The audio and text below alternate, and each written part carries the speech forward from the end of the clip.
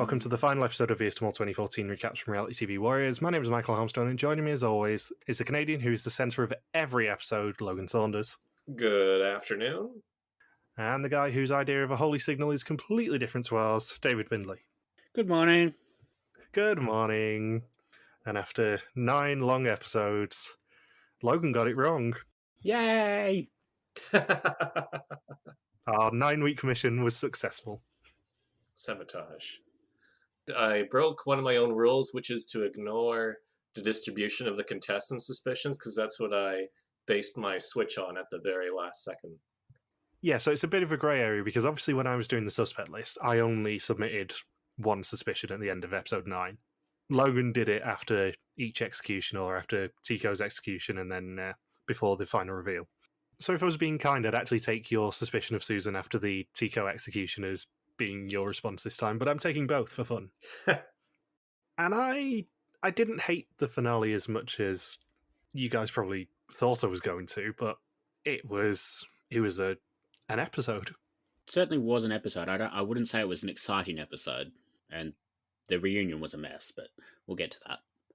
I like that the Ellis Island thing was eventually tied into that there was a proper Ellis Island task at the start of episode 9.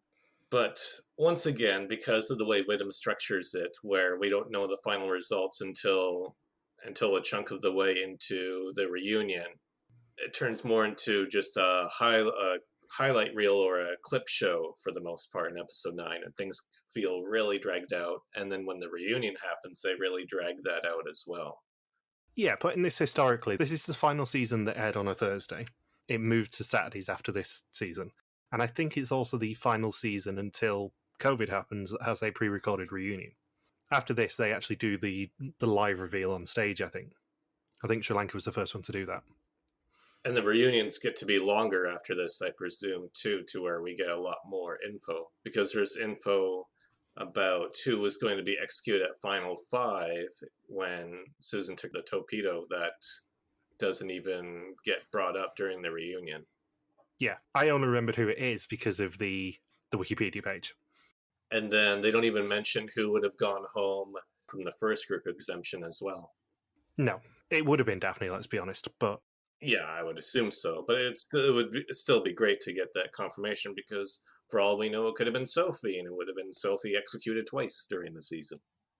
Yeah, well, I was going to say the Final 5 one is the far more interesting one, because it would have been Sofie who went home, somehow. And I don't know how. 8 years later, I still can't rationalise how Sofie, who was 100% on Susan at that point, managed to screw it up so much that Freek beat her and Jan Willem beat her, neither of whom were on Susan in the slightest. Does that mean Sofie lied during the reunion and that she didn't go with Susan as her mole until the following episode then? That maybe she thought about it for a day or two and thought, that fingerprint thing was really suspicious. I'm going to follow that instinct and go all in on Susan from now on. Yeah, I genuinely don't know, because there's no way for Sofie to have been executed at Final 5 and it have been over Freek and Jan Willem, who were both absolute dead wood when it came to suspicions in this season. It doesn't make any sense. Yeah, the whole ending is quite puzzling. So previously, the Final 5 was surprised by being thrust into the world of Survivor. At an intense game of Connect 5, Tico and Freek were left standing to play for an exemption for the finale. But Freek was the sole survivor after a vote at Tribal Council. He successfully defended his exemption thanks to the intervention of a dog, sending him straight to Final 3. Sofie and Tico also got green screens before Jan Willem was the penultimate person sent home. And Art does his introduction just as the Final 4 arrive behind him, 2 men and 2 women. It could have been so much of a different makeup, but to Tico's disappointment, Jan Willem was sent home. One of the 4 is already assured of a place in the finale, which is Freek, and potentially one more if he isn't the mole. And the episode title is Something Can Happen. You know what's interesting is that nothing from episode 8 is referenced as a mole action in the reunion. That whole episode gets completely skipped over. There are 3 whole episodes that get completely skipped over. Yeah, and one of them, actually, I think Logan would quite like to know the logic of the episode title, which was Minifer. So I looked this up. Basically, every single thing Minifer said in that episode about her suspicions was completely accurate. So if you just paid attention to what she said in that episode, you would have known it was Susan. Oh, that's interesting. Yeah. That's one of the more obvious clues they've done. Yeah. As with every season, the episode titles refer to the mole in some capacity, and some of them are a lot cleverer than others. But that one is pretty straight to the point. Yeah, there's nothing cryptic about it. No. Something Can Happen, this episode's title was a pretty good one as well, because after she sent her mail in episode 5 or 6, whatever it was, she basically said that nothing could happen to the money. And now it turns out something can happen to the money. When we finished recording that episode, I said to Bindles after you'd gone offline, I think I was slightly too unsubtle with the Susan says nothing will happen to this money. No. Because it did get to the point this season where I'm like, it is so unbelievably obvious that it's Susan, and you're still not on the right track. I've got to kind of give you a bit of a nudge. Because it did end up a lot closer than you'd probably think in the suspicions. I think it ended up being 10-6 in terms of suspecting them all. Because I did have Susan in my suspicions every single week this season. But there was a long time where you were number one in Sofie and off, and you just needed that little push to maybe start looking at Susan Visser. Well, it's once more and more of her always being in the pairings for screwing up the walkie-talkie that always put her high on the suspect list. And it's funny that just how different the experience is as a contestant as opposed to a viewer, because we just saw this with the Mall Belgia, where the finalists themselves, when they took the first 25 questions on the quiz, they were all in on one person, and both of them switched who their suspect was after the episodes had all aired on TV for the final 5 questions. So it's just funny that even after all these years, that the walkie-talkie is the most common way to sabotage a challenge by the mole. And contestants still aren't picking up on that because they're getting a whole different amount of information on location as opposed to us as a viewer, where the interactions with the mole and with the contestants is influencing who they suspect on the quizzes. So they arrive at a luxury resort and celebrate making it to episode 9, and Freek and Tygo have their first time in the season sharing a room, but they're not in the phase of the game where information is shared anymore. Susan and Sofie shared that they put everything on each other in the last test, and when they all go for a swim, Tygo skinny dips, because of course he does. I'd completely forgotten that this scene was this episode, and I spent the entire Survivor Challenge, the last episode, just sort of... waiting for him to get his dick out. Yeah, basically. And I'm like, I don't want to see it, just let it happen so I can fast forward it, and then it just never happened. And he also says that he wouldn't mind living on this island for a few months, which of course sets up his living under a bridge for the following years. I like how he said, I apologize to the Netherlands, and I was thinking, don't just apologize to the Netherlands, apologize to everyone. Yeah, apologize to every single person watching this, no matter where they are in the world. And it is day 17, and they have finally reached Ellis Island. And we see the first scene of the season again with the postman delivering the letters. And Hart rocking in a rocking chair like a 70-year-old man on a porch at a house in the American Southwest. Yeah. For all its faults, I really like the callback to the premiere with this scene and with the postman delivering letters, because if I'm not mistaken, the name you see on the one envelope we actually see in the opening scene of the season is Susan. You see Tico's letter to Susan, or to Seuss, actually shown on the episode, I think, and you see it again here. I'm not sure whether that was deliberately a hint, but that's the one thing that we see of this challenge before Art actually explains it. So once Ellis dies on Ellis Island, are they just going to change the name of the island to whoever owns it next? Yeah, it'll be Saunders Island in a few years. Yeah, well, that is a possibility. You just retire out to the Philippines. Have your own island and some post boxes and a rocking chair. That's all you need in life. Yeah. No man is an island, except for that guy in the rocking chair. He is an island. It's his island. I feel like that's a lead into a Troy Zan reference. And Art tells them that the envelopes they sent to the future should have arrived here, but because Hermes is in charge of the post, they've been delivered to the surrounding islands instead. Split over 2 boats, they will need to collect the envelopes and bring them back, and any money that arrives back returns to the pot, and any envelopes returned with the name of someone still in the game will have interest as well.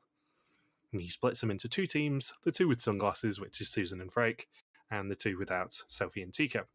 There are 6 mailboxes for them to find. Sofie and Tygo go to the island with only 2, and Susan and Freek head to the one with 4. Out of curiosity, did you recognise any of the scenery on these islands? No. Huh. Because the big island with the 4 of them, that is Lagan Island from Amazing Race 5. I was about to say, I was going to jump in saying that's for that specific leg. Yeah. Because they filmed all around El Nido, so there would have had to be some overlap. The boats can only go into specific areas for filming because some other islands are a bit more protected.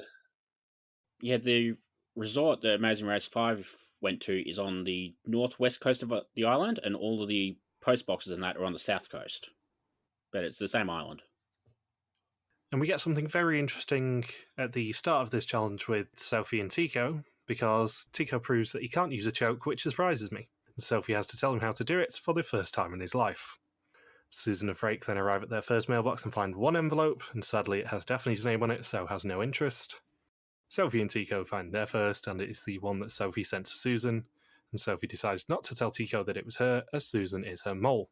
And because he's also 9 years old, he seems to be wearing Superman pants. Superman have a Superman Speedo. That's right. He was wearing Star Wars underpants in the hotel when he was basically hitting on Freek and then dropped something on his foot. Is he 12? I don't know. And all the mailboxes are marked by big red flags, so it's not surprising that Sofie and Tygo were so successful at this challenge, as anyone who's been around Tygo for 16 days at this point should be used to spotting red flags everywhere. Proud of that one. Susan then runs for the second mailbox, and it was sent to her. Sofie and Tygo's second one was sent to Menifer, so there is no interest. Susan and Freek find their final mailbox with 2 envelopes addressed to Susan and Sofie, and Susan then spots that the 2 addressed to her have both got the same handwriting on them. Did she know about Tygo's scheme at that point? Did producers tell her about it? I don't know. I think if I were the mole, I would probably want to know the least amount of information possible and still be able to do my job. So I'd want to know about the challenges and how to sabotage them. I just wouldn't necessarily want to know the minutiae like this, where it's something you could slip up on in a conversation. Right, where it's information you don't need in order to perform the sabotage. Yeah, because if she was talking to Tygo about it and he said, "Oh, by the way, Susan, yeah, I was the one who stole Jan Willem's envelope," and then she went, "Oh yeah, I found that out weeks ago," that is an immediate red flag for Tygo. There's nothing to be gained from her knowing that it was Tygo other than trying to cause a bit of distrust, which at Final Four, pretty much everybody hates each other anyway. Yeah, that's a good point. She's better off not knowing that. If it was earlier in the season, then yeah, there's an argument for her trying to sow a bit of distrust by knowing that, but at Final Four, really not. I like how Sofie referred to the mailboxes as beautiful American mailboxes. I didn't know that's how people in the Netherlands thought of American mailboxes that they see on TV. Then you think of the white picket fence, the 2 cars in the driveway, and then a beautiful American mailbox. All part of the American dream. I guess this is kind of a related question, but now that we know that Susan was the mole, do you think it was in her interest to have the non-elimination at Final 5 knowing that all the interest was going to come into play? See, I don't know, because I do have a note later on that the mole was going to be the one person who would have picked a non-elimination there, I suspect, given that it doesn't benefit her necessarily to keep more people in the game. It just means that there's 4 people going to Ellis Island, which is a massive disadvantage for her. But if she knows full well that they're probably not going to make much in the interest, it's a bit of a balance. I think it's a bit more controllable for her to go, I'm going to lose the €2,000 now and try and keep nearly €2,000 out of the pot, and in the end cost them $3,750 for the sake of $2,750 interest that they earn. I think it's more of an element of control that's the important thing there for her. Yeah. What's funny is, in these last couple episodes, Freek costs just as much, if not more, money than Susan does. I'd forgot how inept Freek is. I know. Because he puts Susan in the position to be able to take the group exemption to keep the money out of the pot. That's all his fault. He partners up with her and didn't check the mailbox, which also kept money out of the pot. And then the bottles, he grabbed all the wrong answers, which kept even more money out of the pot. I think the key thing that went right for Susan is that Sofie didn't have any orange pieces.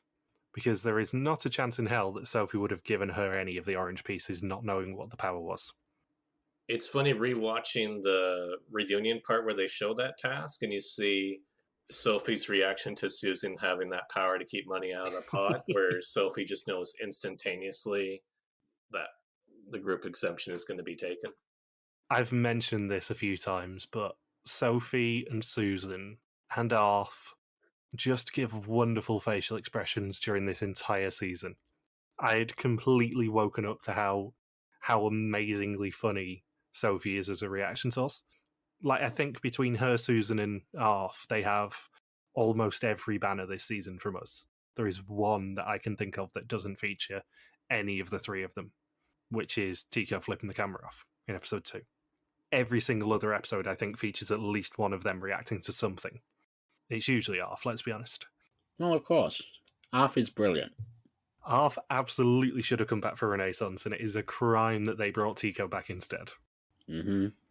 I know I've said it before, and I will say it again. Arf is a star in this season, and she should have been asked back if she wasn't. So Freek remembers that Jan Willem lost his envelope, and Daphne and Owen never sent theirs, leaving just 6 that they know about. And perhaps the lost envelope was sent anyway, and nobody knew about it. Tico tells Sofie that he stole Jan Willem's envelope, and he suspects that it is hidden on a separate island. Their third mailbox is empty, and the flag isn't even up on the mailbox. And Tico can't get a hold of the other two on the walkie-talkie, which is super convenient. And just to bury Freek a little bit more, they then immediately contrast that with him saying that Susan did nothing suspicious at all in this challenge, and she wasn't a mole. I can guarantee you she played this as honestly and as ethically as she could. Trust me, guys. Knowing full well that in an hour of runtime, we're going to find out that not only was she the mole, but she managed to steal nearly €2,000 from under Freek's nose. Poor Freek. In the reunion, Art picks on Freek to the point that not only does Freek notice, but everyone else at the reunion notices that Art keeps going to him just to drive the point home a bit more that Freek did a terrible job out of anybody who's made it to the finals in WIDM. Well, that's the thing. It's actually surprisingly rare for someone to make it all the way to the final test and then not know who the mole is. Pretty much every season, everybody knows by the end of it. And then you get a handful of people like Freek and like Olche, who are brilliant characters. Oh, that part. Well, yeah. You have the brilliant character ones, like Olche and Freek, who get to the end and are wonderful characters, but then don't know who the mole is. And you also get Tico at the end of Renaissance, who doesn't know who the mole is and is an awful, awful character. We've noticed that become increasingly common in recent years to only have one person be onto the mole at Final 3. Yeah, and from a production standpoint, it actually makes it harder because you can't then end the finale episode by narrowing it down too much because you can work it out. Like, as soon as Freek is told he's not the mole or the winner, but is instead the loser, you know Susan's the mole straight away. You don't even need the suspense then, because you can just follow it. You can follow the logic. Whereas if both Freek and Sofie were onto Susan, then it actually becomes a one of you two is the winner, one of you two is the loser situation. And you then have Susan reveal herself and then reveal who the winner is. I love that they still try for the dramatic tension, just with one of you is the winner, one of you is the mole, even though we already know from episode 9 that Susan was not the winner. And the fun thing is, if you contrast it with something like Oregon, where Joachim didn't know who the mole is either, they have a fun situation there where everybody is on a different mole. So you can still do the you're not the winner, you're not the loser, you're not the mole thing, but then still have it make sense and still have the pattern possible and the suspense in there. It's a good thing that Art's never screwed it up where he's like, wait, no, you're not the winner. Wait, no. Runner, no. Ah, shit. It's also interesting because I think, if I remember rightly, the end of South Africa, which was the season before this, the 3 finalists weren't actually at the reveal together initially. I think Art brought them out one by one like Peter Yan did in Japan. I think that's right, yeah. I don't think all 3 of them appeared at the same time until the actual reveal of who the mole was. I think one of them was brought out, told that they were the winner, and then they did it in the more classic style. Whereas this is the first one where we have all three together, and they're told in front of each other, you're not the winner, you're not the loser, you're not the mole. And then obviously that then leads on to the live reveals in the following years. That sounds right. It's been too long since I watched South Africa, and I don't really want to have to do it again. I'm pretty sure that was the ending of South Africa, was the individual style rather than the all three of them together style. So Art then confirms that 7 envelopes were mailed to Ellis Island, but only 6 made it back. However, all money was returned to them, and 4 of the envelopes had their names on them, giving them €2,750 of 27,300 for the challenge. He also brightens their mood by telling them it's time for the penultimate test and execution. And just for a bit of fun, he deliberately didn't show them which envelope contained what and who it was sent to, just to add to the confusion. And he also covers up the mole maybe doing a sabotage in this challenge. When they count the money, they realise €1,750 was not collected, meaning they actually only earned €1,000 of 27,300 for the challenge. It's a low percentage. And it is now time for the test. 20 questions on the identity and actions of the mole. Whoever knows least goes home, except for the mole who can never go home. And Freek has an exemption up to finale. Tygo promised he wouldn't go into a tunnel, but he just can't help himself, and Susan Visser is the mole. Sofie says it's between her and Tygo who gets the third spot in the finale, so she hopes she knows more about Susan than he does, and she hopes that the Women's Alliance will finally serve her well. What? Oh, there was a Women's Alliance? Yeah, it's a subtle implication, and it never actually gets mentioned at the reunion again, which it probably should do, but there was at one point a Women's Alliance. How did that end? I think it ended with, wasn't it 3 women going in a row? The interesting thing is, if you look back on that scene knowing that Susan is the mole, you know that the implication there is that one of the women has to be the mole for all the women to make the final 5 together. So that's just a subtle editor's joke, I think, including the Women's Alliance going, maybe you should just be paying attention to the women right now. There's five of them seated together in a row. 5 in a row. It's not like any of the men were worth paying attention to this season. No, and looking back on this on a rewatch, it really does just end up being a battle of the titans between Susan as mole and Sofie as winner. The season revolves around those two, with the side piece of Tygo being a prick and Arf being amazing. There really isn't anyone else for most of the season, and it's very interesting, because I don't think we've ever seen a winner who plays like Sofie does. Sofie was really competitive for her archetype, and really wanted to win at all costs, and really wanted to take advantage of everything she could. And I don't think you really see that in the younger female archetype.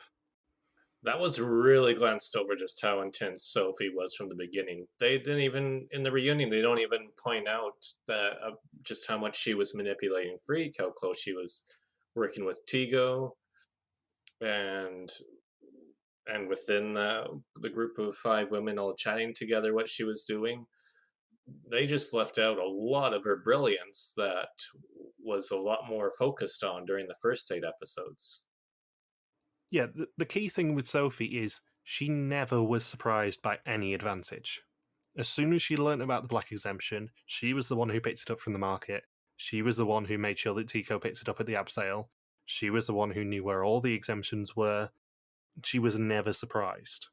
And she may be the most impressive winner in WIDM history, being perfectly honest, in terms of her behaviour in the season, because she was never, ever surprised by anything. Well, that's how they say that a lot of people win Survivor seasons, is they know where all of the advantages and idols are. That's a lot of information you can use to your advantage, especially in a season of WIDM such as this, where there were a lot of items and advantages, and Sofie knew how to play them perfectly. Yeah, in a spectacularly twisty season like this, because we had the black exemption, we had the mailing money to Ellis Island, we had the initial test straight away as soon as they landed in Hong Kong, we had the looking into the future. Sofie was in control of everything in that, especially when it comes to the looking into the future, because she made that deal with Arf that if one of them got executed, that the other would get their future. But then she used that knowledge to lock onto them all straight away, and that's impressive. Yeah, that definitely should have been more emphasized in the finale rather than, oh, Susan did a great job. And it's really, no, it's Sofie was greater as a player this season than Susan was as a mole. And that's something very rare to see. I think the thing is, yes, Susan was an amazing mole, and I'll be talking about that at the end of the episode because I really like Susan as a mole, and I really appreciate her far more on the rewatch as a mole. But she was such a good mole because she was so challenged by Sofie. Sofie brought out the better mole aspects of Susan, I think, because she had to be more competitive and more sociable with people to try and combat Sofie's control of the game. That's a good point. I think they both inspired greatness in each other. And I think if one of them had been weaker than they were, it wouldn't have made as fun a season because you don't have that competitiveness between the two of them. Because by the start of episode 9, where they're telling each other that they put everything on each other, the episode 8 test, they know that one of them is going to be the mole, and they know that the other person is 100% onto them, and that they're going to have to play really hard to then maneuver around that. Because if you think, what would have happened if Art would have split the boats, male and female? If Sofie and Susan had to collaborate in that challenge, there's no way that Susan hides the 1750. No, she wouldn't have been able to get away with it. Sofie would be saying, no, I'm jumping out to the mailbox. Yeah. And let's be honest, Tico probably still wouldn't know how to drive a boat. They don't have many boats under bridges. Well, it depends where you are. On some canals they do. Is Tygo actually from Amsterdam, though? Or is he from somewhere else? I don't pay enough attention to him, being perfectly honest. So Susan says that she had completely let go of Tico as mole, so she is 100% on Sofie now as her mole. Art tells them that Pier 9 seems so long ago where they had to say goodbye to Morris, and they've experienced so much already, but one person still needs to go home now. Freek is already safe thanks to his exemption, and Susan gets a green screen, as does Sofie, sending the most beloved character in WIDM history, Tico, home at the final opportunity. And nobody ever saw him again. Sadly, we do see him again. The good thing is he screws up his legacy in the end. Oh, I completely forgot about this quote in my notes. When Tigo gets executed, Freek says, I know who the mole is now. It's only taken you 9 episodes, and you still get it wrong. I think it's quite interesting looking at Tico as a 2-season character now, because we can do now. You've seen all of Tico's run on WIDM, mercifully. But Tico leaves this season being one of the most competitive players ever to not win. And he comes back for Renaissance with that reputation and then completely biffs it in the end. He is completely on the wrong track. And I think he ruins his reputation a little bit of being a clever mole player. Because as much as I hate him, he does do really well in this season and is on the correct mole in the end.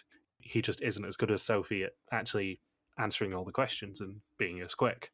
But he screws up his reputation in Renaissance as someone who knows who the mole is. I don't think he should have come back, just from a competitive point of view. Yeah, because that's definitely not what I got from him watching Renaissance. Here it's very different with how much he was scheming with Sofie.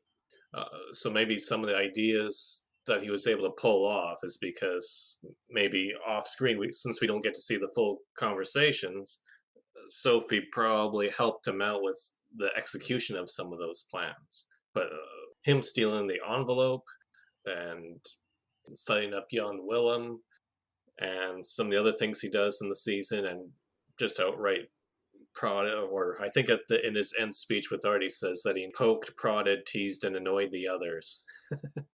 That doesn't really happen quite as much in Renaissance. He doesn't come off as particularly brilliant in that season. No, and in Renaissance, he is also very much overshadowed by Nikki. Nikki is such a spotlight vacuum that everyone is just going to seem dull in comparison. And I'm saying that as someone who is a huge fan of Nikki in WIDM generally, because I love her in both her seasons. But Tico suffered from being in Nikki's orbit a little bit there, and also being wrong in the end. That's the key thing. He leaves this season having been stupid competitive, having annoyed everyone, and having got to the final 4, and knowing 100% who the mole is, and having gone 100% on who the mole is, and being right. And had he won the exemption, he maybe would have won the season because Freek would have gone home here instead of him. And then he comes back in Renaissance and he tarnishes his reputation. Yeah, because here in this season, there's not much shame in losing to Sofie of all people, because Sofie in those last couple quizzes, she had quite the celebration saying, "Oh, that was the fastest I've done a quiz." So she's no longer focusing on getting 100%. She knows she'll get 100% on the quizzes. Now she's purely focused on being as fast as possible. That's tough to compete with somebody who is that locked in at the end of the game. I do wonder if, for Renaissance, maybe the producers sort of knew something about how Tygo played the game that we didn't, because a lot of that cast are the sort of, I guess, dumb early boot sort of personalities, like Ron and Nikki a little bit, and those sort of people. But then on the other end, you've got like the really competent people like Peggy and Patrick. And I don't know that Tygo really fits into either group that well. No. And also on the Nikki point, she did actually go home knowing it was Meryl. She deliberately tanked that test. That's something that has been confirmed since. Was she through a quiz? Yeah, her brother was very sick, so she needs to go home. Right, that did come up. So she knew it was Meryl and she tanked that quiz. But even if she wasn't Nikki, she still negotiated a return if they did an all-star season. And then her star obviously took off a little bit more than they maybe anticipated, and she still came back. Well, she's by far, because I was following everyone from this cast on Instagram and Twitter now that I've seen the end of it, and no one is even remotely close to how popular Nikki is on social media. No. So Tygo gets a eulogy, but no one really cares. Sofie's description of him as just so much is the most appropriate thing I think I've ever heard spoken about Tygo. And Susan says that Tygo claimed he made it to the end without using any advantages. And all I have to say is, well, he played a Yoker and a Black Exemption, and that's just off the top of my head. He says he's relieved in a way, as he did so much to aggravate people. And his montage is genuinely about 2/3 of him just shouting at people. Yeah, I wrote that too. The montage is just Tygo shouting. That's all I wrote in my notes. There's like one or two scenes in the entire montage where he isn't screaming at someone. And then Art has a blatantly incorrect quote at the end here where he says, "I think a lot of people thought you were the mole, but we haven't heard anybody suspect Tygo on the quiz for quite a while, for at least half the season." Yeah, 2 people went home thinking that Tygo was the mole, I think, and they were both very early. Maybe Art misunderstood when somebody told him they thought Tygo was a troll. Yeah, Art was thinking that they were playing V's to troll, that's all it was. He's the troll. So the final 3 then celebrates before Art gives us a recap of the season. And we find out that Owen and Menifer both went home suspecting Tygo. The final 3 then arrive at their last challenge at sunset and see thousands of little fires in the water. Art tells them they'll find statements in bottles and must only take correct ones, and each correct statement is worth €250 for the pot, but an incorrect one takes €250 from the winnings of the challenge. Anything the mole collects will be worth nothing regardless, as that just wouldn't be fair. This was a Czechia twist, right? Yeah, Czechia did adapt it from this season, definitely. They've done it a couple of times. There was one, I think, in one of the very early civilian seasons that did it as well. And I think the Thailand season did it. So this is probably, I think, the 3rd time they've done it. But it's not... I don't feel like it's an interesting twist. I don't know why they keep doing it. Now, Czechia's version was a lot cheaper than this one. Czechia's was €100 per correct one, and there were only 11 correct ones that were actually picked up. But I think this one is just we've not used the scenery very well yet. Let's just do a really pretty challenge to end the season challenge. Because it's a beautiful challenge. It just isn't that interesting. The more interesting thing is the fact that Freek manages to pick up 7 incorrect bottles of his 8. And the one he got right was the mole is a woman, which he's guaranteed to get right. Well, at least imagine being so... Who was the WIDM contestant that thought that they were the mole? Tygo. No, it was in one of the other seasons where somebody went home first or second and they didn't know that they weren't the mole. It was... I can't remember. Because we joked about it. I think it was in WIDM. Somebody who goes home really, really early, and they're like, "What? What? I'm not the mole?" Are you thinking of that story I told during the Oregon podcast about the Australian season? Maybe that's the one. We've definitely talked about it before. Yeah. Maybe it was the Australian one. So it could have been worse for Freek. He could have thought that he was the mole this whole time. It would explain so much in the last 2 episodes, being perfectly honest. Why everyone gave him the exemption? Well, let's give Freek the exemption, because if I get to final 3, I know I'm going to beat Freek on the final quiz. So, Art says he won't tell them how much they earned, if anything, but he will see them on day 18 for the big reveal. They just get to enjoy their final evening as finalists. And on day 18, it's time for the final test. Only 20 questions about the identity and actions of the mole all season long. Whoever knows the most will go home with all of the money and unmask the mole. Interestingly, it was only 20 questions this final test. I guess they knew that there wasn't going to be a tiebreaker. We quite blatantly see that the question vs to mole is only question 20. I think Freek scored 1. It was odd that, like, in past seasons, they'd spent basically half the episode on this final test.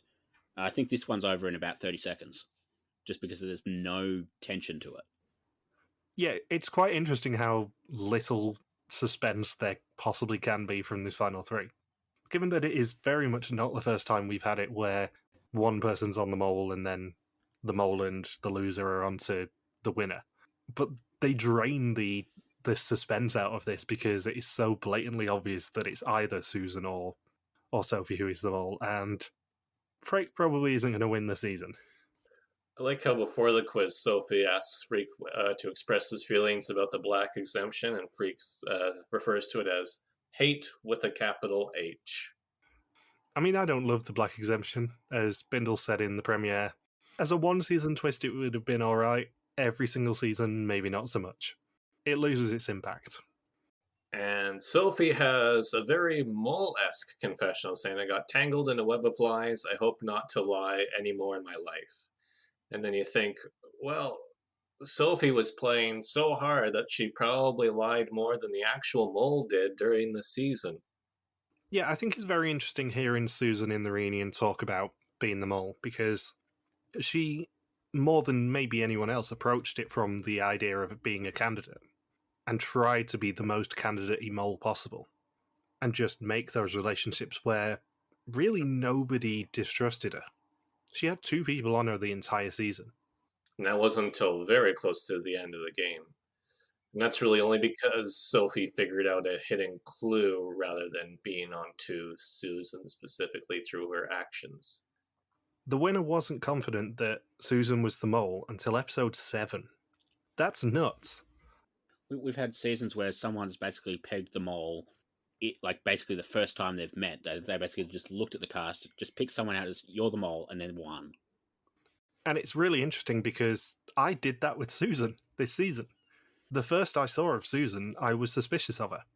And yet, nobody really in this season is confident that Susan is the mole until 3 episodes before the end. I'm so jealous you're able to do that. I have a good history of looking at the cast photo and picking someone out as the mole and then having them go home first. Well, the most infamous version of that is a season that we almost certainly will never cover on this podcast in US Mole 5, where they released the cast picture and had the tagline, I lie with my eyes, and the mole was the only person wearing glasses in the cast picture. So I was on to him from pre-season, and I was on to Susan from pre-season, as we'll get into at the end of this episode, because she did something slightly suspicious in the press conference, which never really had any attention drawn to it. But it was the press conference that made me definitely suspect her, and then I wavered onto Arth suspicions just out of sheer hope that it would be Arth. And then obviously Susan was always my number 2. I need an all-stars list and it's just like all the middle-aged women. Yeah, like I would be perfectly happy to have an all-star cast that was just Olche, Milushka, Emanuela, Cecile, Ellie, Arth, Karen? who else? Karen, yeah. Like, just give us a cast, you cowards, that is just full of all the crazy middle-aged women. And a random 38-year-old. We are actually approaching the point where we probably can do an entire awesome middle-aged women cast as an all-star and make it comfortable. Hell, bring Sofie back. Sophie's in her 40s now. Sophie's older than Arth was when she filmed this season. As of the time of recording, I think Sophie's 41 now. Wow. I think she's got an 11-year-old. I know we mentioned this for Tim a few weeks ago when we were chatting Saunders, but Tim's got a 10-year-old now, I think, from Japan. Was he older than that, actually? He might have been Tim has a teenager. Huh. Like, all of these quote-unquote young archetype people on WIDM are getting old. That's why there were so many old people in Renaissance. Yeah. I mean, look at Patrick. He was, like, I think 25 or something in Mexico. And then all of a sudden he turns up, he's only, 3 years younger than Methuselah. So at the final test, Sofie is more relaxed than in previous tests. She's putting everything on Susan, as hedging bets is a thing of the past. Freek has always put Sofie into his suspicions, but now it's time to pin your colours to the mast. Sofie is the mole. Susan thinks she knows everything about Sofie, but it's still nerve-wracking. Freek has all the information that she does in his mole book too. And they arrive at the reveal location on separate boats. Susan thinks it's really cool that she's in the finale. She's experienced so much and wouldn't have missed it for the world. Freek always thought he'd be executed first, but now he's in the finale. And Sofie thinks that it's an amazing privilege to be still in the game with these two people. Art describes it as a season of extremes, from the dense city of Hong Kong to the uninhabited islands of the Philippines. Two of them were looking for the third person during the trip, while the third did everything they could to throw the others off the scent. 2 candidates and 1 mole, but who has which role? Susan was always the centre point of the group, perhaps the warmest smile in the Netherlands. As a candidate, she always worked hard, but to all the candidates who've already gone home, she could never be the mole. I love that he says she's got the warmest smile in the Netherlands over a shot of Susan looking like her laxative is about to kick in. Yeah, I know I mentioned this in the Tapito challenge, but there is a great editor's joke where you have Sofie going, "Oh, Art's so hot. Like, just look into his eyes, it isn't a problem." And then you cut to Susan doing the exact same thing and looking cross-eyed. I don't know what it is, but the editors really love just cutting to Susan looking slightly less pretty than she actually is. They always get a bad shot of Susan throughout the entire season. It's very, very funny. Freek is unreadable. He awaits his turn and then moves promptly, like when he defended his exemption. Sofie is social and curious, tougher than you think, clever and tactical. And she was one of the few who started with a clear strategy, eliminating suspects and following the money to find the mole. And episode 9 ends with us being told that Susan is not the winner, Sofie is not the loser, and Freek is not the mole. And I also have to point out that as soon as Sophie is told she's not the loser, she immediately grins because she knows she's won the season and picked the right mole. It's very entertaining to look at her in the background over Art's shoulder, just absolutely Cheshire Cat grinning by that point. In fairness, Art has experience, trying to hold a grin in when someone's telling him he's not the loser. And then we move to episode 10. And it is very interesting that the reunion was already filmed by the time of the finale. They did exactly what they did with Japan and filmed it weeks in advance by the look of things. And it's also lovely to see the Vondelkerk getting even more use. Because that's the same location as the China reveal, and also I think they did the reunion for season 21 there too. For Czechia? Yeah. I think Czechia was the Vondelkerk as well. So we then catch up with all the losers. Maurice says lots of people have come up to him to say how sorry they were that he went out early. Owen's kids still tease him for going straight on one person in episode 2. Daphne realises she has a slow brain, but it's fixed now when she plays next time, which, surprisingly, she didn't get an invite. What? Mennefer went all the way to the Philippines, albeit briefly, and she got too relaxed about making it halfway through the season and went home. Arf says it was lovely to be suspected. She thought that they were crazy for suspecting her for shouting into a phone too loudly, and she says she finds it hard to say goodbye to people. After episode 3, Jan Willem had reverse tunnel vision. He had a main suspect, and also went with his gut, and that got people sent home. And Tico says he was drained by the time that he went home and he cried on the beach. He went all out in everything he did this season. Well, in the finale, he went all out. Yeah, he went all out in 4th place and then shamed himself when he came back for Renaissance. And then we bring in the final 3. Freek wasn't suspected much until he got further into the game. Sophie's friends don't trust her, but they never did anyway. All of her loved ones think she may have moled during the season. Susan says she isn't very suspected because she's just too nice. Her friends told her that if she's the mole, she's got a personality disorder. I like how Freek chose to wear the ugliest Christmas sweater imaginable. I literally had in my notes, I know Michael loves Jan Versteeg's suit in the Georgia finale, but is Freek's gold sweater the ugliest reunion outfit ever? I know I love talking about finale fashion, and Susan looks really good, and especially compared to whatever that jumper was that Freek was wearing. It's symbolic of the whole season. It's disgusting. And I say this knowing full well he sat next to Jan Willem, who literally just turned up from going out for the evening by the look of things. He put no effort into his outfit whatsoever. He looks supremely casual. And Freek by far has the worst outfit in this finale. I'm surprised Art didn't pick on him for that, just saying, well, Freek, Susan made you look really bad during the season, and now she's making you look really bad in terms of appearance here at this reunion. But yeah, to go back to your original question, Bindles, I do love Jan's suit, and Freek is definitely up there for worst reunion choice. It's just horrid. I can't think of any worse outfits we've seen in Reunion for a long time. No. Bless Freek, because I quite like him, but yeah, that jumper was awful. He seems lovely, but Jesus Christ. I wonder how he came to that decision to wear that sweater. Was it just that cold inside and he's anti-jacket, or what was he thinking? Lost a bet with Patrick? Yeah. Were him and Patrick together at this point? I think they broke up either just before or just after they filmed the season. So I think they were together until 2013. Yeah, because I was trying to work out the timeline, because obviously Patrick has been with Rick, Thomas has been with Rick. I think at one point maybe Thomas and Freek were a thing, which I found a picture of them two together earlier when I was looking for something else. There's a lot of timelines that just don't mesh with WIDM in terms of inter-season relationships, for want of a better term. Maybe right when, maybe Freek and Patrick broke up right before the reunion.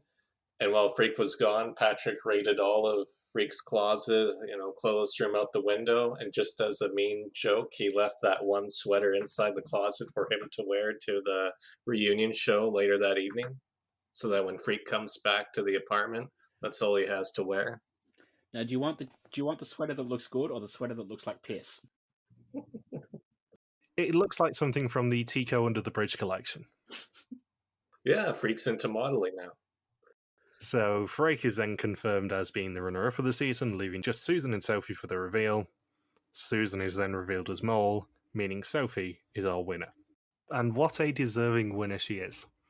In a year where we have picked 2 WIDM seasons to cover, historians-wise, where you have a much better Mole than you remember them being, and a much better winner than you remember them being. Sofie is, as I've said, perhaps the most dominant winner in WIDM history in terms of controlling everything in the game, and that brought the best out of Susan. And Freek has the biggest reaction of any loser ever. Mainly because he does an Olche and completely gets on the wrong track. He has no idea that it was Susan. He never even considered it in his mind. So his reaction to Susan being the Mole and him just being like, "Are you really the Mole?" And he's just like, yeah, I know I'm lovely, but I'm also the Mole here. And it takes him a good 10-15 seconds on the episode to just go, it's possible that Susan could be the Mole here. If Freek was in the final 2, would he have just picked himself as the Mole over Susan? Susan says that it is the most exciting thing she's ever done. You're constantly thinking about how to act both as candidate and as Mole. I love that she's like, you have no idea how exciting this game is, and then you just cut to former winner Art being like, I have my suspicions. That is the line of the episode for me, because I know I've sung Art's praises a lot in terms of being a sneaky, funny bastard, especially when it comes to reunions. He is so good in a reunion situation, but he is so fast with that line. Because at this point, it's 3 years since Art was actually a candidate. People have probably, at this point in the cast, started to forget that Art was ever actually on the show. So he just gives them the sneaky dig of, don't give me some disrespect, I know exactly what it's like. God, that's such a good season. So Freek reveals to Susan that he never suspected her and put everything on Sofie on the final test, and Art confirms that he made it to the finale without suspecting her once. And Freek rationalises it as Sofie teaming up with Susan a lot, which basically kept him in the game. Oh, and that double exemption. Yeah. So Sophie says that Susan was a really good mole, even though she was the mole from the start. It was tough getting any evidence until she followed the money and realised that her and Susan were the bottom two for the season. Then we get loads of sabotages from Susan. Are there any you guys want to talk about? I was surprised how poorly she did in the first episode. Didn't we talk about that on the first episode podcast where I said I can't figure out who the mole is because there wasn't really a standout sabotage. So it's funny to see here that I'm watching the reunion thing. I'm thinking Susan really couldn't figure out a way to pull off an impressive sabotage in the first round. Yeah, it's really interesting to see how Susan deals with that situation, because we talk a lot about how moles react when stuff goes wrong. And Susan's reaction to her plan completely being derailed is not to panic, which is a brilliant sign as a mole. Whereas some lesser moles, as soon as something goes wrong, they just break down and go, ah, shit, what am I going to do now? Whereas she just sits down, gives herself a talk, and deals with it the next challenge, and ends up doing a pretty good sabotage in the next challenge. Luckily here, if you want to gain your confidence back as a mole, that lights challenge is a very easy way to get that confidence back. I think she even said so herself, that she said, well, yeah, I did sabotage it, but nobody else was getting it either. It's one of the bad things about this reunion because we see sabotages from, I think, 10 different challenges out of 25. And a lot of them are the really basic, if you were the mole, what would you do in this situation challenges. There's not really a lot of creativity that we see. No, with the exception of hiding the envelope on Ellis Island, I don't think any of the sabotages we see are that brilliant. But it's interesting to compare how production display her sabotages compared to Kim's. Yeah. Because in the reunion for Japan, as Logan and I talked about at length, they essentially do a rehabilitation on Kim's sabotages and show us as much as possible, because Kim was considered a lesser mole, and want us to know how good a mole Kim was. Yeah, didn't we saw like 19 or 20 of her sabotages. We saw all but about 2 or 3 of Kim's sabotages and all but about 2 or 3 of Kim's challenges in that reunion, because they wanted to do a bit of a rehabilitation on her being a good mole. Whereas this one, because Susan is a good mole, and I don't think anyone can say she isn't, they don't need to do that as much, and they can just give us the very basic ones and focus on Freek being an idiot and Sophie being a badass. And completely ignoring Tygo, as we should. So during the season, we frequently saw fishermen as a reference to Susan's surname. When Arv broke the fishing line, she unintentionally found a clue in the most Arv way possible. I love that. I love Arv so much. I love that we even have a couple of moments of just Arv and Susan interacting and them being genuine friends. And I hope they're still friends 8 years later. Susan says every goodbye was hard because outside of the assignments, you do grow very close, and you have no idea how nerve-wracking the show is during the assignments, to which, as we pointed out, Art says he has an idea. In the Tiantan Buddha challenge, she knew there were 2 Buddhas with 2 fingers visible and deliberately picked the wrong one. However, as we said at the time, I think me and Bindles said off air this, Tico does point out that Susan picked the wrong one. He spotted the other one. But he did overrule her when they were looking at the pictures, giving her the excuse of getting annoyed at him. She approached her sabotages from the mindset of an actress, but only in playing the role of a candidate and trying to be as fanatical as possible. And episode 5's title was A Holy Signal. Susan's 2-finger salutes can also be seen in the church in Powai, which I thought was quite a good episode title clue. It's not a bad one. I don't think they could have planned for it to be a clue, because I don't think they really knew that Susan was going to have to try and find that Buddha. No, the episode titles are definitely picked after the season's edited, because it's the same as the episode 6 one being 5 in a row. They would have never known at the time that Susan was going to manage to be in a pair with the first 5 boots in their boot episodes. 5 in a row is a really good clue. Yeah, it is. Yeah, I wrote that in my notes too. That was by far the best hidden clue they had on this season. I went looking for all the other, the extra clues they didn't show. There's basically nothing. Like the first execution, there's a 6 and a 5 on the background in the pillars at the dock, and Susan was born in 65. And then during the future challenge, Susan's video is the only one where you see the mole logo, but aside from that, there's not really anything interesting with the clues this season. On the 6-5 one as well, Susan's surname is 6 letters and her first name is 5. So actually they could have gone a better angle with that and made it interesting. So on Ellis Island, Susan and Freek went to the island with the most envelopes. The first one was Arth's and the second one contained 2 envelopes, only one of which was taken, which means she did manage to hide €1,750 under Freek's nose. She preyed on his trust. That's all it was. Freek is probably thinking, I can't trust Sofie and Tygo anymore. I don't want to be paired with those 2 snakes. I'm going to make sure I'm paired up with Susan, someone who I know I can trust 100%.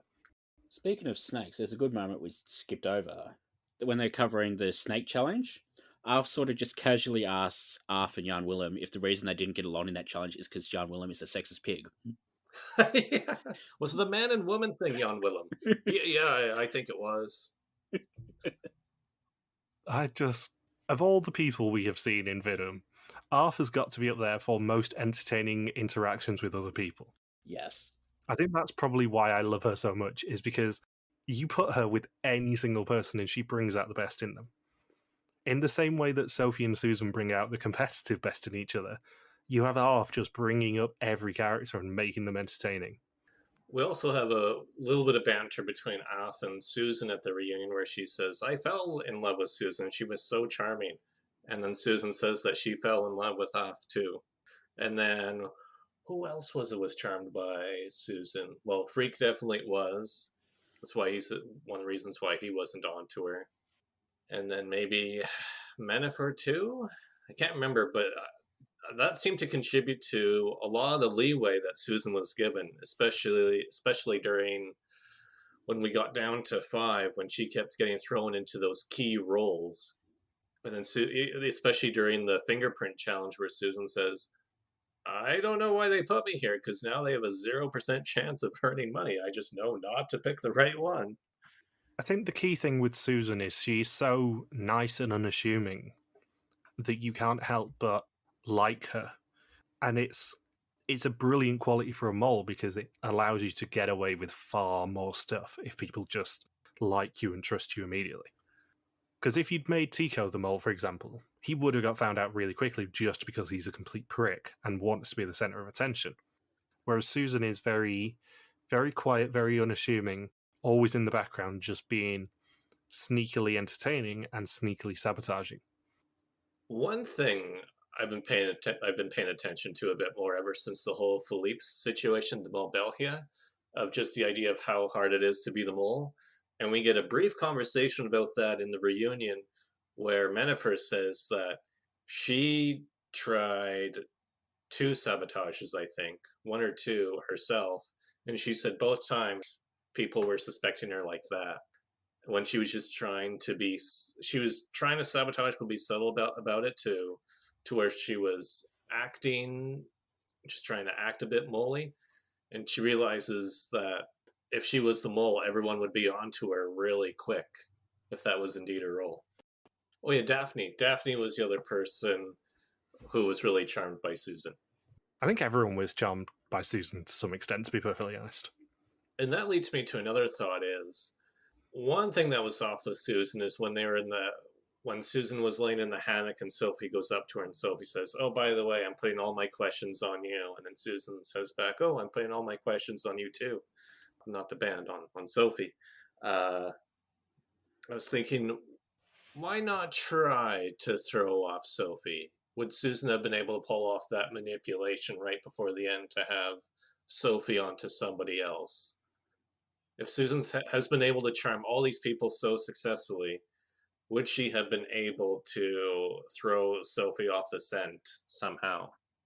I think at this point, nothing Susan could have said would have dissuaded Sofie. I think she probably knew in her heart of hearts that the only way to convince Sofie it isn't her would be to sort of go, oh yeah, I'm definitely suspecting you as well. And just treat it like a contestant would rather than like a mole would. On the other hand, she could have mentioned just liking, I don't know, waffles or something, and Freek would have gotten distracted. I only bring this up because in a game like Mafia or Among Us, when you say, oh, I suspect you as Mafia or as the imposter, if the other person says, oh, well, I think you're the traitor or the imposter, That's one of the rookie mistakes that the traitors or imposters will make. Will say, "Oh, well, I think you're the one." So it's just funny that Susan went that route right at the end, where maybe if she said, "Oh, well, I'm on Tygo or I'm on Freek," that can be a bit more believable, and maybe have plant that slight seed inside of Sophie's head. All I am saying is you cannot spell Susan Visser without sus. That's true. That should have been another hidden clue. So only one of Freek's bottles was correct, and all of Sophie's 9 were, meaning that they only earn €750 of, I'm guessing, about 5,000 for that challenge, bringing the total to 1,750 of 32,300 for the pair of episodes, and 16,700 of 77,550 for the season as a whole. I did like Art holding the Susan is the mole bottle so they couldn't see it. Yeah, that was clever. And Susan ends the season by hoping everyone loved her in the mole-free zone outside of the assignments. Oh, Jan Willem had another really offensive quote in here. He talked about when him and Off were partnered up in the task, he talks about going into autistic mode.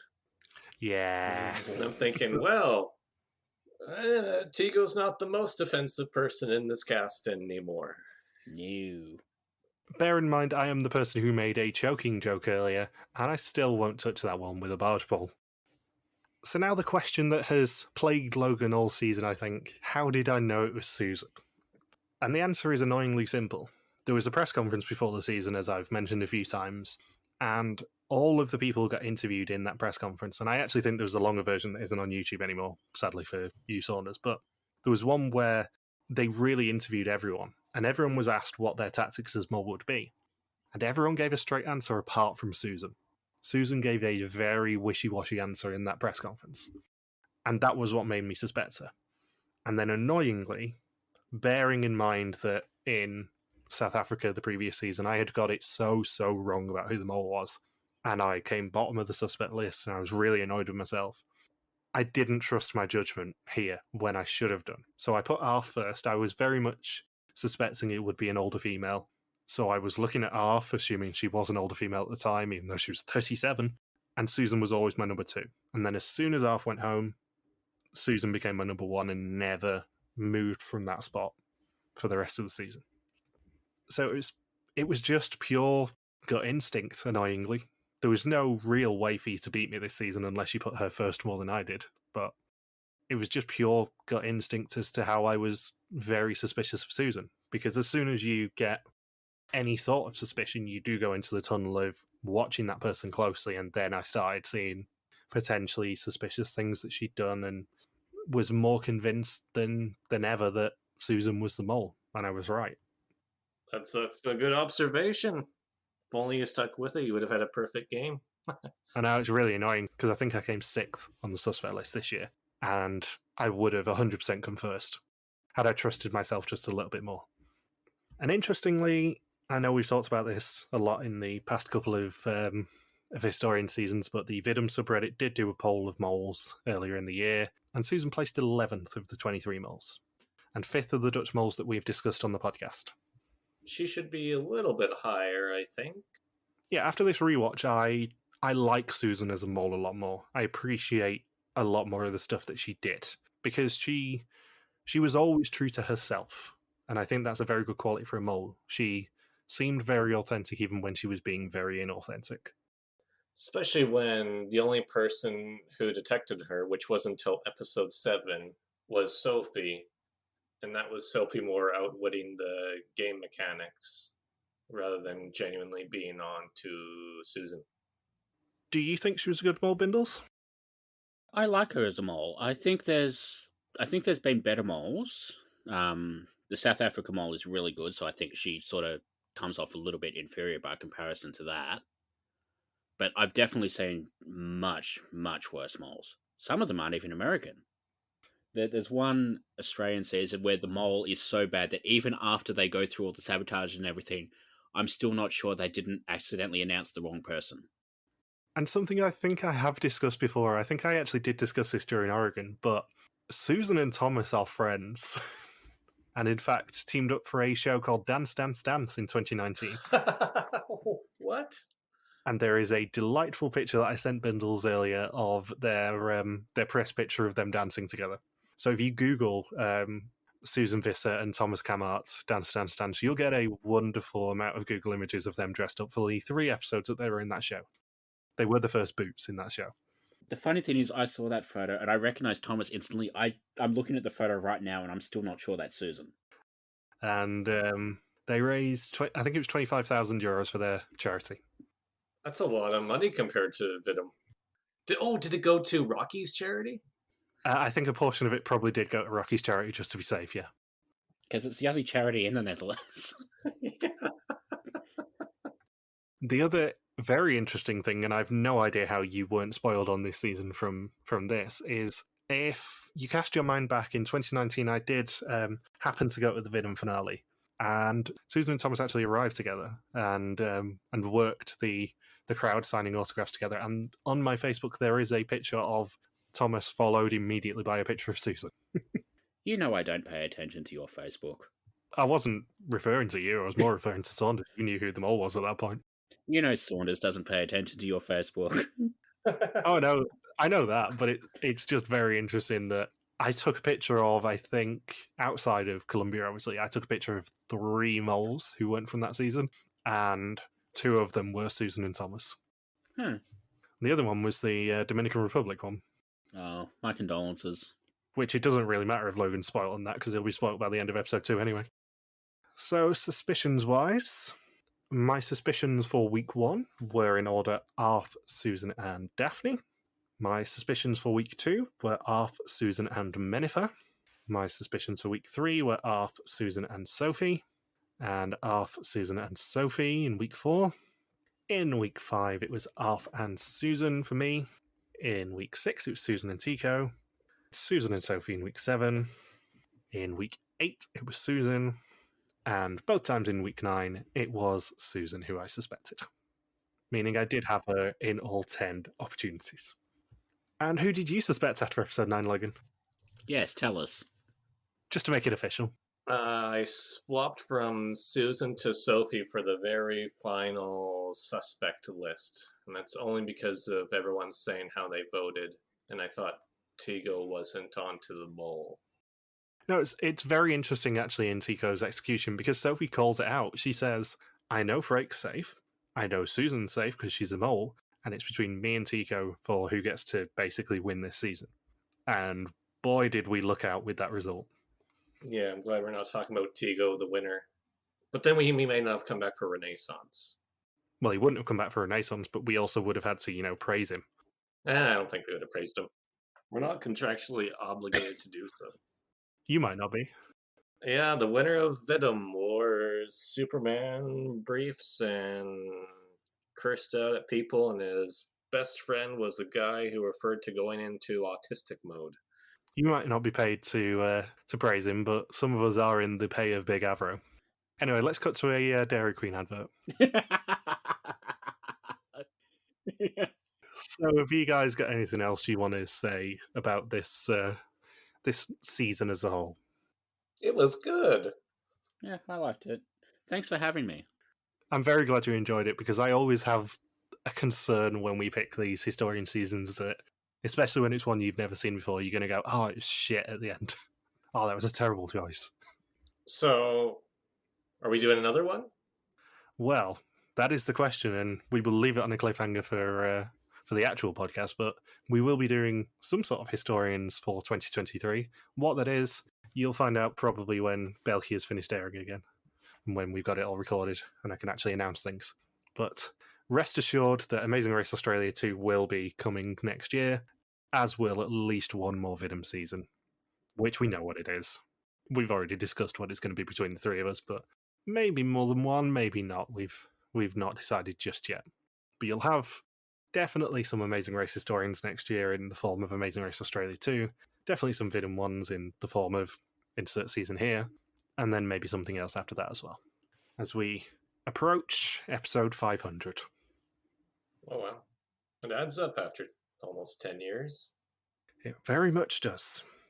You guys got anything else you want to say? I'd just like to thank you both for having me all season. You're welcome. It was retribution for you not being able to attend the Japan ones. Yeah. Thanks for putting up with all my bullshit. We've put up with Tico's bullshit for 9 weeks. You're a walk in the park. Yours is minimal. I was naked less. Speak for yourself. So, on that note, thank you for listening to our VS Mole 2014 recaps all season long. We're back next year to begin the hunt for a new mole in VS Mole 2023, because at the time of recording, we've no idea what location it is. Don't forget you can contact us on Twitter, Facebook, YouTube, or Instagram, where we are TV Warriors, or you can email us on contact@rtvwarriors.com. Logan's on Twitter at Logsofquirky, Bindles is Grim Recapper, and I'm MJ Harmstone. You can also support us on Patreon at patreon.com/rtvwarriors. Thank you as always to Marika and technically that Dark Spark for the subtitles this season. We will see you in January for VSTML 2023. Peace out and just chill till the next flavoring. I hope it's in exotic Belgium.